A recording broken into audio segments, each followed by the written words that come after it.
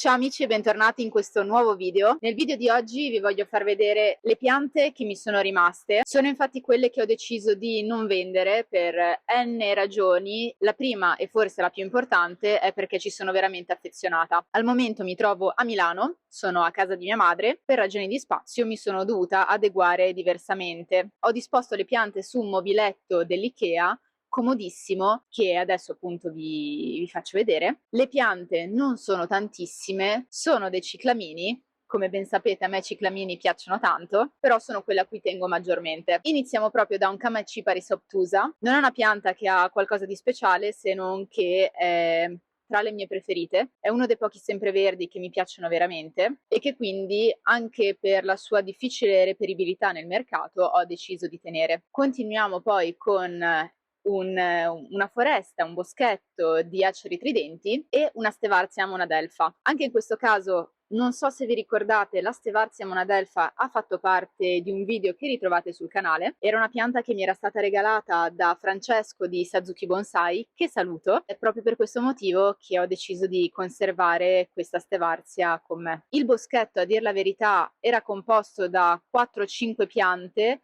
due delle quali sono poi venute a mancare. Ne sono rimaste 3, va benissimo perché comunque è un numero dispari, quindi per i boschetti è perfetto, questa asimmetria che piace tanto. Tra le varie piante poi troviamo anche un carpino.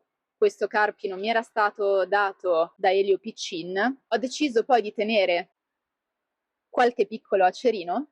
Questo non so se ve lo ricordate, comunque vi faccio rivedere il video. Lo avevo disposto su roccia e quindi ho deciso anche di tenerlo perché è un bonsai, io ritengo bonsai, è un ciclamino che mi piace sempre avere vicino.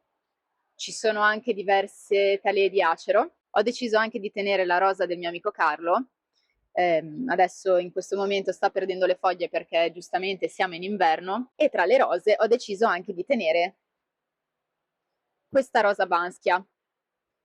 L'ho semplicemente rinvasata quest'anno, non ve l'ho fatta neanche vedere la lavorazione, è una pianta tra virgolette nuova e proprio per questo non l'ho venduta, un po' perché voglio anche vedere la fioritura dato che l'ho ricercata tanto. Le rose Banskia sono delle rose cinesi che non hanno le spine e fanno il fiorellino piccino, secondo me molto grazioso, però appunto seguiranno aggiornamenti a riguardo. La ristretta collezione va avanti con delle piccole piante di accompagnamento. Questa era una pianta che mi aveva dato Francesco Santini, quando ero andata tra le prime volte da Franchi Bonsai a farmi un giro.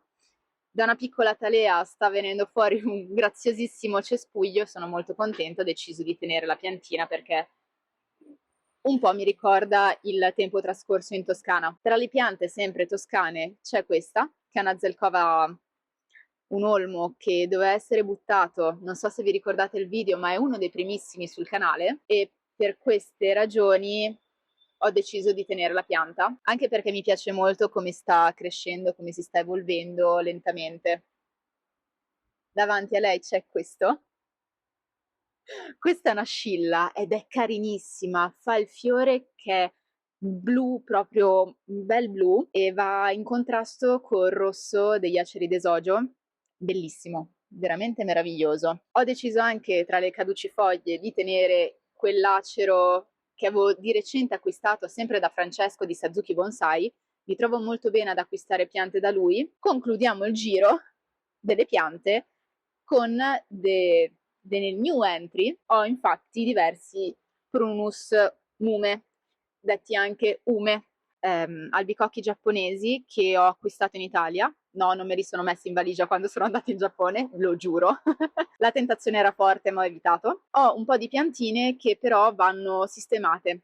In primis da un trattamento di base perché hanno un pochettino di cocciniglia, infatti nel vivaio in cui erano hanno sofferto un po' questo, quindi devo pulirli, rinvasarli e proprio per quanto riguarda il rinvaso arriva la parte clou. Dal mercatino infatti non ho solo venduto le piante, ma ho anche acquistato, strano ma vero, lo so, mi sono concentrata invece sui vasi, proprio perché dato che ho questi Prunus mume che devono essere rinvasati, ho detto ok, qua c'è una bella scelta, ho visto un po' cosa girava in convento. La mia attenzione è infine caduta su due vasi molto graziosi secondo me, in cui degli albicocchi possono spiccare molto bene e fare la loro fantastica figura. Iniziamo col primo, che secondo me è il più bello anche per una questione di storicità, ed è questo.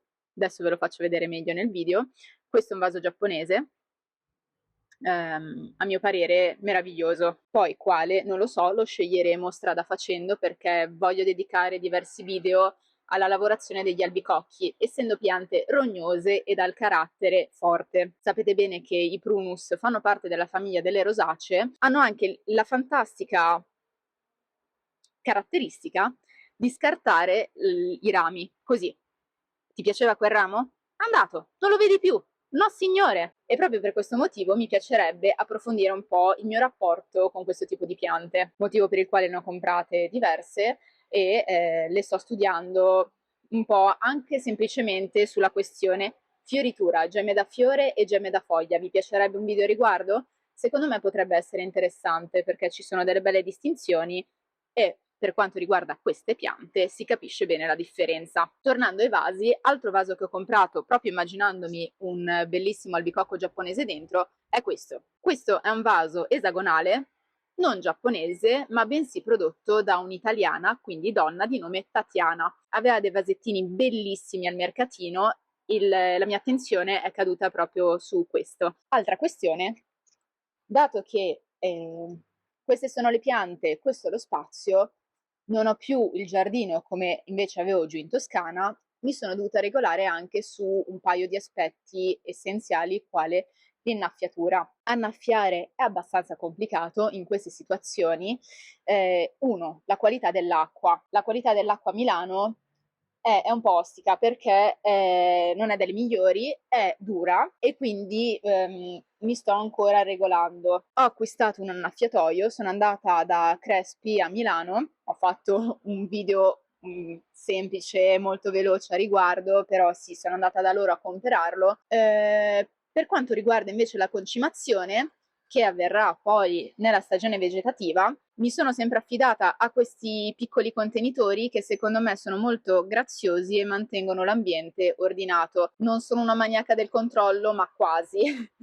No, mi piace avere tutto quanto molto pulito e questi piccoli contenitori mi permettono di non avere il concime in giro. Questioni, lavorazioni, ci sto ancora lavorando perché effettivamente non ho spazio, cioè se devo mettermi a lavorare come dovrei fare, come vi dicevo, devo pulire gli albicocchi, devo tagliare, devo fare un pochettino di lavorazioni, effettivamente il tutto diventa un pochettino più difficile perché non ho lo spazio per farlo. Il prossimo video infatti secondo me sarà molto interessante. Ebbene, queste sono le piante che mi sono rimaste, non perché mi sono resa conto che facevano schifo e quindi ho deciso di venderle tutte, no signore, come vedete lo spazio che mi è rimasto è di meno rispetto a quello che avevo in Toscana, a malincuore le ho dovute vendere, però questa è la vita, si chiude un capitolo, se ne riapre un altro. Come vedete i video continueranno sul canale, non vi liberate di me, mi spiace.